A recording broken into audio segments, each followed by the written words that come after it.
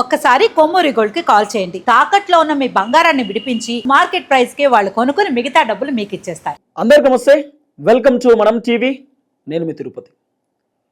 YCP మాజీ మంత్రి RK రోజా గారు అతి త్వరలో అరెస్ట్ కాబోతున్నారనేది ప్రధానంగా సోషల్ మీడియాలో వినబడుతున్నటువంటి వార్త. వైసీపీలో ఉన్నటువంటి ప్రముఖులు చాలామంది మధ్యకాలంలో కొంతమంది అరెస్ట్ అయినటువంటి వాళ్ళు ఉన్నారు, కొంతమంది ఆరోపణలు ఎదుర్కొంటున్నటువంటి వాళ్ళు ఉన్నారు, ఇంకొంతమంది పైన కేసులు కూడా నమోదైనటువంటి పరిస్థితి, కొంతమంది అయితే పారిపోయినటువంటి దాఖలాలు కూడా మనం చూస్తున్నాం, ఇంకొంతమంది అమెరికాకి వెళ్ళిపోవడానికి కూడా రెడీగా ఉన్నటువంటి ఆ దాఖలాలు కూడా మనం చూస్తున్నాం. రేపో మాపో ఆర్కే రోజా కూడా విదేశాలకు వెళ్ళిపోతుంది అనేటటువంటి ఒక చర్చ కూడా కొంతమంది రాజకీయ విశ్లేషకులు, సీనియర్ జర్నలిస్టులు కూడా మాట్లాడుతూ ముందుకు వస్తున్నారు. ఆర్కే రోజా గారికి పాపం బాధనో లేకపోతే భయమో, తీసుకోపోయి రాజమండ్రి జైల్లో పెడతారనో, లేకపోతే తీసుకోపోయి నన్ను పోలీస్ స్టేషన్లో కూర్చోబెడతారనో, లేకపోతే నేను చేసినటువంటి కబ్జాలు, చేసినటువంటి అక్రమాల రీత్యా తీసుకోపోయి నన్ను జైల్లో ఇట్లా కూర్చోబెడతారనేటటువంటి బాధతోటో ఏందో, ఆమె సేఫ్ జోన్లో ఉండడానికి ఆర్కే రోజా గారు నానా రకాల వ్యవహారాలు నడుస్తూ ఉన్నాయి. కొంతమందితో డిస్కస్ కూడా చేస్తూ ఉంది కూటమి ప్రభుత్వం వాళ్ళతో అనేది కూడా కొంత వినబడుతున్నటువంటి ఒక అంశం. సో కొంతమందితో మాట్లాడే ప్రయత్నం కూడా చేస్తుందనేది కూడా కొంత వినబడుతున్నటువంటి ఒక చర్చ. కానీ రేపో మాపో ఆర్కే రోజా గారి పైన ఆల్రెడీ కొన్ని కేసులు కూడా నమోదైనటువంటి ఒక చర్చ అయితే నడుస్తుంది. అంటే రేపో మాపో అరెస్ట్ చేయొచ్చు అనేది మాత్రం ప్రధానంగా వినబడుతున్నటువంటి ఒక అంశం. ఎందుకంటే వైసీపీ అధికారంలో ఉన్నప్పుడు ఆర్కే రోజా గారు ఇష్టానుసారంగా మాట్లాడడం, నోటికొచ్చినట్టుగా వాగడం, పవన్ కళ్యాణ్ గారి వ్యక్తిగత జీవితం గురించి మాట్లాడడం, చంద్రబాబు నాయుడు గారి వ్యక్తిగత జీవితం గురించి మాట్లాడడం, లోకేష్ బాబు గారి వ్యక్తిగత జీవితం గురించి మాట్లాడడం, ఇష్టానుసారంగా ప్రెస్ మీట్ పెడితే ఏం మాట్లాడదో ఆమెకి తెలియదు. ఆమె నోటికి ఎంత వస్తే అంత. ఆమె ఒక మహిళ అనేటటువంటి అంశాన్ని కూడా మర్చిపోయి చాలా దారుణంగా బూతులు మాట్లాడేటటువంటి కార్యక్రమం కూడా చేసిందామా. ఇవన్నీ కూడా మనం చూసినాం.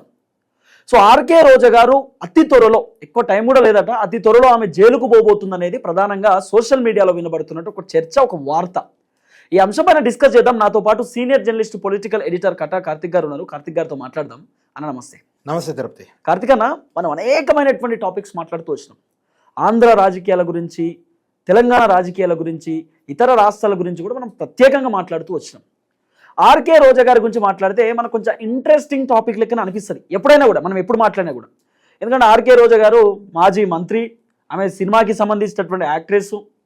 సో ఆమెకు మంచి ఫ్యాన్ ఫాలోయింగ్ ఉంటుంది. ఆమె జబర్దస్త్ లాంటి షోలలో కూడా ఆమె ఉన్నటువంటి వ్యక్తి, జడ్జిగా ఉన్నటువంటి వ్యక్తి, ఇవన్నీ కూడా మనకు తెలుసు.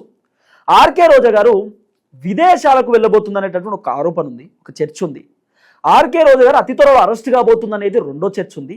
ఆర్కే రోజా గారు కూటమి ప్రభుత్వంలో ఉన్నటువంటి ఒక కీలక నేతతో డిస్కస్ చేస్తూ ఉంది సేఫ్ జోన్లో ఉండడానికి, అది కూడా సేఫ్ జోన్లో ఉండడానికి అనేటటువంటి ఒక చర్చ కూడా ఉంది. ఈ మూడింటి పైన క్లారిటీ ఇచ్చే ప్రయత్నం చేయండి ఆంధ్రప్రదేశ్కి. ఎస్, ఆర్కే రోజా నిజానికి తనకి ఏదో సంపాదించుకోవటానికి రాజకీయాల్లోకి రావాల్సిన అవసరం నిజానికైతే ఉండకూడదు. ఎందుకంటే తను రాజకీయాల్లోకి రాకముందే ఫేమస్ యాక్ట్రెస్, నువ్వు చెప్పినట్టు. సో సినిమాల్లో బాగానే ఎదగలిగారు, సంపాదించుకోగలిగారు. ఎస్, అవును. సో కాబట్టి సినిమాల్లో ఒక నేమ్తో పాటు మనీ కూడా వచ్చాయి. కాబట్టి ఏదో ప్యాషన్ కొద్దీ రాజకీయాలకు వచ్చిందని అందరూ అనుకున్నారు. వాస్తవంగా తన స్టార్టింగ్ టీడీపీ నుంచి రాజకీయ ప్రస్థానం స్టార్ట్ చేసింది. అవును.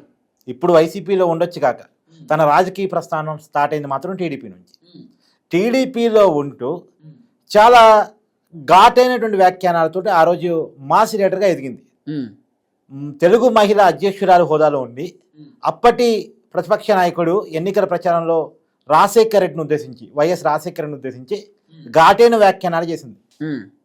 ఇప్పుడు అదే రాజశేఖర్ రెడ్డి కొడుకు జగన్మోహన్ రెడ్డి స్థాపించిన పార్టీలో ఉండి తనకి రాజకీయ ఆశ్రయం కల్పించి, హోదాని కల్పించి, అవకాశాలు కల్పించి రాజకీయ జన్మనిచ్చినటువంటి టీడీపీ పార్టీని, ఆ నాయకుడిని, ఆ నాయకుడి కుటుంబాన్ని యథేచ్ఛగా తిడుతూ ఉంది. నిజానికి ఆమె టీడీపీ నుంచి రాజకీయ ప్రస్థానం స్టార్ట్ అయిందిగా చెప్పాను. అయితే ఆవిడ గురించి మనం కీలకంగా చెప్పుకోవాలి. 2014లో ఎమ్మెల్యే, 19లో ఎమ్మెల్యే కదా. ఆమెకు ఒక నానుడు ఉన్నది, ఆమె ఎమ్మెల్యేగా గెలిచింది అంటే ఆ పార్టీ ఓడిపోద్ది అని. ఓకే, ఐరన్ లెగ్ అనేటువంటి పేరు రాజకీయాల్లో ఆమెకుండే. సరే, దాన్ని మనం జర్నలిస్ట్గా వ్యతిరేకిస్తాం కాక, కానీ అయినా సరే ఆమె ఎమ్మెల్యేగా గెలిచింది. ఆమె టికెట్ ఇచ్చినటువంటి పార్టీ వైసీపీ అధికారంలోకి వచ్చింది 2019లో. ఆమె ఎమ్మెల్యేగా గెలిచింది, ఆమె పోటీ చేసినటువంటి పార్టీ కూడా గెలిచింది. సో ఫస్ట్ టైం అది జరిగింది, ఐరన్ లెగ్ పేరు తీసుకుంది. సో ఆమెకు వచ్చినటువంటి ఆ గొప్ప అవకాశాన్ని ఎలా సద్వినియోగం చేసుకోవాలి? నిజానికి తన డబ్బులే కావాలంటే సినిమా యాక్ట్రెస్ ఇంకా నటించవచ్చు కొన్నాళ్ళు సైడ్ యాక్టర్గా వాటికి వీటిగా. తర్వాత జబర్దస్త్కి కూడా తను జడ్జిగా వెళ్తుంది, అక్కడ ఆదాయం వస్తుంది. తనకి ఆల్రెడీ ఉన్నటువంటి ఆదాయం ఎక్కడో చోట ఇన్వెస్ట్ చేసి ఉంటుంది, అది పెరుగుతూ ఉంటుంది. కానీ రాజకీయాల్లో సంపాదించుకోవాల్సిన అవసరం ఆమెకు ఎందుకు వచ్చిందో ఏమో నాకు తెలియదు. కానీ ఇప్పుడు అనేక ఆరోపణలు ఆమె మీద. సహజంగా తిరుపతి టీడీపీ వ్యక్తులని వైసీపీ వాళ్ళు విమర్శించడం, వైసీపీ వ్యక్తులని టీడీపీ వాళ్ళు విమర్శించడం కామన్. ఎందుకంటే యువతల పార్టీలో ఉన్న వ్యక్తిని అవతల పార్టీ వాడు, అవతల పార్టీ వాళ్ళని యువతల పార్టీ వాడు విమర్శిస్తారు రాజకీయాలు. అవును, చాలా కామన్ పాయింట్ అది. Common point. కానీ ఆర్కే రోజాని సొంత పార్టీలోనే విమర్శిస్తారు. ఓకే, సొంత అసెంబ్లీ నియోజకవర్గంలో ప్రజలే విమర్శిస్తారు, నాయకులే విమర్శిస్తారు. ఎవరైతే ఆర్కే రోజాని భుజాన వేసుకుని 2019 ఎన్నికల్లో గెలిపించారో ఆ నాయకులే ప్రెస్ మీట్ పెట్టి చెప్పింది ఏంటంటే రోజాకి టికెట్ ఇవ్వకండి, దండం పెడతాం. మీరు ఎవరికి ఇచ్చినా టికెట్ పర్లేదు, కానీ రోజాకి ఇవ్వకండి. ఎందుకంటే రోజా గెలిపించే వరకు ఒకలా ఉంది, ఎమ్మెల్యే అయ్యి పార్టీ అధికారంలోకి వచ్చిన తర్వాత మరోలా ఉంది. ఓకే, కనీసం మాకు అపాయింట్మెంట్ లేదు, ఏదైనా పని కావాలంటే కమిషన్, సొంత పార్టీ కార్యకర్తల నాయకుల నుంచే. సో కాబట్టి తను లోకల్ పదవులు ఉంటాయి, నామినేటెడ్ పదవులు ఉంటాయి కదా. ఇప్పుడు ఎంపీపీ, జడ్పీటీసీ టికెట్ ఆ పార్టీ నుంచి పోటీ చేయాలి, లేదా గ్రామ సర్పంచ్ పోటీ చేయాలంటే ఏం దగ్గర పోయి డబ్బులు ఇస్తే తప్ప పార్టీ నుంచి టికెట్ రాదు లోకల్ బాడీలు. తర్వాత నామినేటెడ్ పోస్టుల్లో కూడా ఆమె డబ్బులు లేకుండా ఏ పోస్టు ఇవ్వదు అనేటువంటి ఆరోపణతోటి సొంత పార్టీ నాయకులే జగన్మోహన్ రెడ్డికి నివేదిస్తూ ప్రెస్ మీట్ పెట్టారు, ఓపెన్గా పెట్టారు. నువ్వు యూట్యూబ్లో కూడా సెర్చ్ చేసుకో. ఓకే, కాకపోతే లోకల్ ప్రజలు ఎంత వ్యతిరేకించినా, లోకల్ క్యాడర్ ఎంత వ్యతిరేకించినా జగన్మోహన్ రెడ్డి గారు మొండివాడు, గట్టివాడు. కాబట్టి చాలామంది ఎమ్మెల్యే నియోజకవర్గాలు మార్చినప్పటికీ కూడా రోజాను మార్చలేదు, అక్కడే ఉంచాడు. దానికి కారణం ఏందని ఎంక్వైరీ చేస్తే జగన్మోహన్ రెడ్డి గారు తన ఇష్టపడి కట్టుకున్నటువంటి ప్యాలెస్ రుషికొండ ప్యాలెస్, ఆ రుషికొండ ప్యాలెస్ పర్యాటక శాఖ మంత్రి హోదాలో ఉండి ఏమే పర్యవేక్షణ చేశారు, ఏమే ఓపెనింగ్ చేశారు. సో అన్ని విధాల జగన్మోహన్ రెడ్డి గారికి మంత్రిగా ఉండి అధికార దుర్వినియోగానికి పాల్పడి కోఆపరేషన్ చేశారు. కాబట్టి ఇప్పుడు జగన్మోహన్ రెడ్డి గారు మరి ఆమెకి అందులో వైసీపీలో ఫైర్ బ్రాండ్, ఎలా తిట్టమంటే అలా తిట్టింది చంద్రబాబు నాయుడిని, ఎలా తిట్టమంటే అలా తిట్టింది నారా లోకేష్ని, ఎలా తిట్టమంటే అలా తిట్టింది పవన్ కళ్యాణ్. జగన్ ఎట్లా చెప్తే అట్లా పవన్ కళ్యాణ్ని. కాబట్టి పవన్ కళ్యాణ్ మాత్రమే కదా, అవసరం పవన్ కళ్యాణ్ కుటుంబాన్ని తిట్టిద్ది, నారా లోకేష్ వ్యక్తిత్వాన్ని తిట్టిద్ది, చంద్రబాబు నాయుడు పర్సనల్గా తిట్టింది. కాబట్టి ఆ రకమైనటువంటి వ్యక్తి మనకి ఆ రకమైన ఫైర్ బ్రాండ్ అవసరం అనే కారణం చేత ఆమెని మళ్ళా అదే సీట్ నుంచి కూడా టికెట్ ఇవ్వడం జరిగింది. దారుణమైన ఓటమి. నిజానికి మనం కొన్ని విషయాలు మనం గమనించాలి. చాలామంది ఎమ్మెల్యేని నియోజకవర్గాలు మార్చిన జగన్మోహన్ రెడ్డి గారు రోజా విషయంలో ఎందుకు మార్చలేదు అంటే, ఓకే, ఆమె నేను చెప్పినట్టు అన్ని రకాలుగా అధికార దుర్వినియోగానికి పాల్పడి మాత్రం సహకరించడం. ఇప్పుడు ఆమె మీద ఉన్న ఆరోపణలు, ఆమె క్రీడా శాఖ మంత్రిగా ఉండి ఆడుదాం ఆంధ్ర అనేటువంటి స్కీము, అది యాక్చువల్ స్కీము. ఎందుకు ఆ స్కీమ్ పెట్టారు? ఊరు వాడ చిన్న స్థాయి గ్రామాల్లో ఉన్నటువంటి క్రీడాకారులను ప్రోత్సహించాలి, వాళ్ళందరికీ కూడా క్రీడా కిట్లు అందించాలి, వాళ్ళని ప్రోత్సహించాలి, గ్రామీణ క్రీడాకారులను తయారు చేయాలి అనేటువంటి ఉద్దేశంతో పెట్టినటువంటి స్కీమ్ని పెద్ద ఎత్తున అవినీతి కేంద్రాలపై అడ్రస్ చేసిందామా. ఓకే, ఎక్కడ కూడా ఆటల పోటీలు పెట్టలేదు, జిల్లా కేంద్రాలు పెట్టలేదు, మండల కేంద్రాలు పెట్టలేదు. పెట్టేది కేవలం వైసీపీ కార్యకర్తల ప్రోగ్రాంగా జరిగిపోయింది. కానీ ఆ పేరుతో పెద్ద ఎత్తున ఖర్చు అయిందని చెప్పేసి 100 కోట్ల రూపాయల డబ్బును వెనకేసుకున్నారు.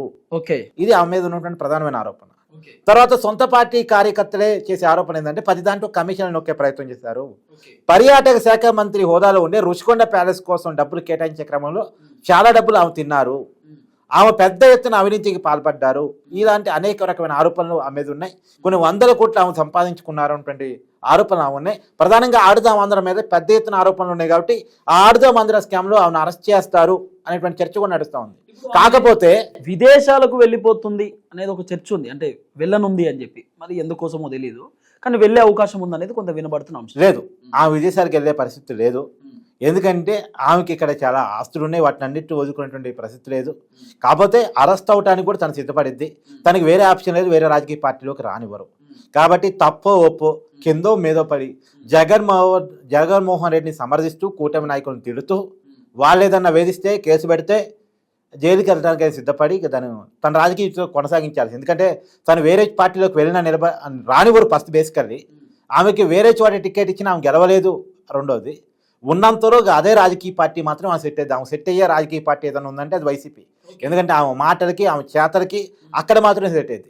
ఆమె మీద ఉన్న ఆరోపణ ఏంటంటే తిరుపతి చివరికి తిరుపతి దేవస్థానంలో శ్రీవారి దర్శనాల్లో కూడా దేవుని దర్శనం చేపిస్తా ఎమ్మెల్యే లెటర్ నా దగ్గర ఉంటుందని చెప్పేసి ప్రోటోకాల్ దర్శనాలు చేపిస్తాను, వాళ్ళ దగ్గర కూడా జనాల దగ్గర కూడా డబ్బులు తీసుకుంది దర్శనాలు చేపించడానికి అనేటువంటి ఆరోపణ కూడా ఉంది. నిజానికి ఆ స్థాయి ఉన్న వ్యక్తులకు నేను చెప్పాను ఇందాక, తన యాక్ట్రెస్, తర్వాత పొలిటీషియను, ఆ స్థాయి ఉన్నటువంటి సెలబ్రిటీ హోదా ఉన్నటువంటి ఆ వ్యక్తికి అంత చిన్న చిన్న విషయాలు కూడా కమిషన్ తీసుకోవాల్సిన అవసరం లేదు. మరి ఎందుకు ఆ రకంగా వ్యవహరించారు, ఆ రకమైన ఆరోపణలు ఆమె మీద వచ్చాయనేటువంటిది ఖచ్చితంగా ఆమె సమాధానం చెప్పుకోవాలి. ఇప్పుడు ఇంకోటి, సేఫ్ జోన్లో ఉండడానికి కూటమి ప్రభుత్వంలో ఉన్నటువంటి ఒక కీలక నేతతో డిస్కస్ చేస్తుంది అనేది ఒక చర్చ ఉంది. ఒకవేళ నువ్వు అన్నది నిజమైతే ఆ కీలక నేతను కూడా పార్టీ నుంచి పంపించేస్తారు కూటమిలో. కాబట్టి ఆమె ఎవరితోనూ సంప్రదింపులు జరిపినా లాభం అయితే ఉండదు. కాకపోతే యాజ్ ఏ ఉమెన్, తన ఉమెన్ను అవమానించే క్యారెక్టర్, ఉమెన్ని తక్కువ చేసి మాట్లాడే క్యారెక్టర్. ఈ మధ్య కాలంలో కూడా నారా లోకేష్ గారిని ఉద్దేశించి శారీ పంపుతాను, గాజులు పంపుతానంటే దాని నారా లోకేష్ గారికి ఇచ్చిన కౌంటర్ ఏంటంటే, పంపమ్మ చీర అంటే అది ఆంధ్ర కట్టి, అది యాక్చువల్గా ఆంధ్ర చీరని ఫేమస్ చేసినట్టు అవుతుంది. ఆ చీర ఇస్తే మా అమ్మకి ఇస్తాను, గాజులు ఇస్తే అమ్మకి ఇస్తాను. ఎందుకంటే చీరని గాజుని తక్కువ చేసి చూడాల్సిన అవసరం లేదు, ఆడవాళ్ళని తక్కువ చేయాల్సిన అవసరం లేదు.